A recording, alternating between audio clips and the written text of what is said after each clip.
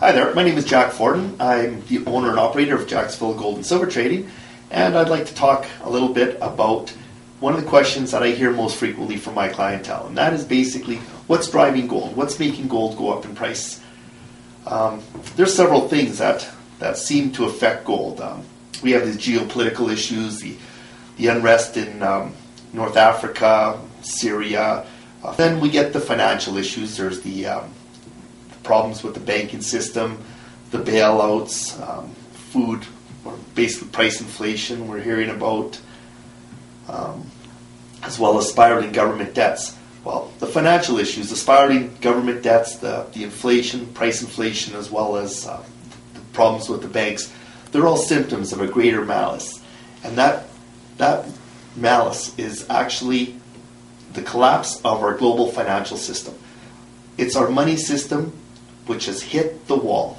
Our credit-based money, which was basically a creation of the bankers that was introduced many years back, but which has been totally detached from any sense of reality since the collapse of Bretton Woods in August of 1971. Our money system requires ever-increasing amounts of debt because the money itself is created by being loaned into existence. They can't go any further. People's personal debts are saturated, corporate debts are saturated. Currently, governments are stepping up to the plate, but they're hitting their limits now on how much debt that they can deal with, and people are starting to become aware of it, other financial entities, and ultimately it is this saturation of debt that is leading to the total collapse of our money system, which is going to be one day looked back as the greatest fraud in all of human history. That's what's driving gold up. People are becoming aware of that, not so much as an understanding of the money system, but they're becoming aware that something deeply is wrong with the system itself. The money system itself is the foundation upon which all of the power of the establishment rests, and that foundation is crumbling. And for that reason, we're probably going to see some type of monetary reform in the future. There's a reason that most people don't understand how our money works. I'd say probably less than 1/100 folks here in North America have an understanding of where our money comes from, what keeps it good, and how the system itself works. And as I said earlier, there's a reason for that. People aren't taught about it. You don't read about it in the newspapers. You don't hear about it in the business news programs on TV or even in the financial papers. The more you understand about the money system, the more you start thinking of things like Ponzi scheme and fraud. That's the reason that the average person doesn't really know about it. The whole system itself is self-corrupting. Those who do understand it are usually involved in it at a level of either academia or they're actually working in the industry, either as in banking or possibly in government finance or statistics.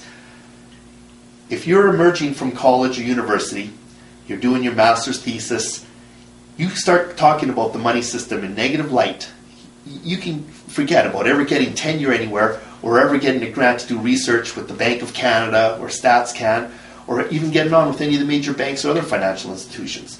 And it's the same with people in the industry itself. When you're working for the banks and you realize how the system works, you go with the flow or you go to the unemployment line. The only people that really come out against the system are those who are retiring. We have in Canada here, we have the example of Anthony Fell when he retired from RBC. He made it clear what a fraud our money system was. But all the years he worked there, he couldn't really say anything. It wasn't until he retired. We have the same example with Graham Towers, the former Bank of Canada governor. And then in academia, you won't hear anybody except professors who have been tenured for a long time who come out against it. And here in Canada, we have the one of Antel Fiketty, who's working at the Memorial University in St. John's. Now I believe he's at a university in the United States. But the point I'm trying to make is that people are ignorant of the system for a reason. And it's that ignorance that allows this system to go on. But it's still reaching the end of its limits. It's like a great big Ponzi scheme. Ponzi scheme is a scheme that requires new money to come in all the time, new blood, new people. And it also requires a level of confidence.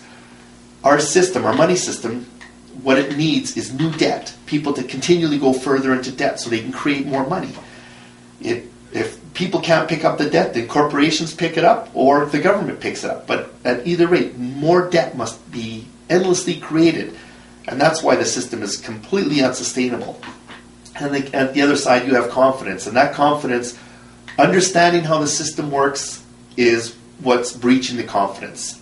And people aren't really too widely aware of it at this point. But it's coming. It's slowly, there's an awareness growing of it.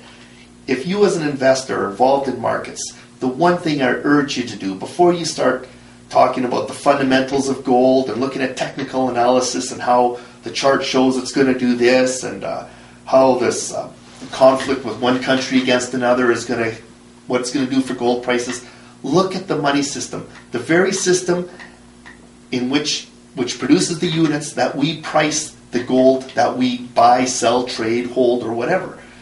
Look at that system.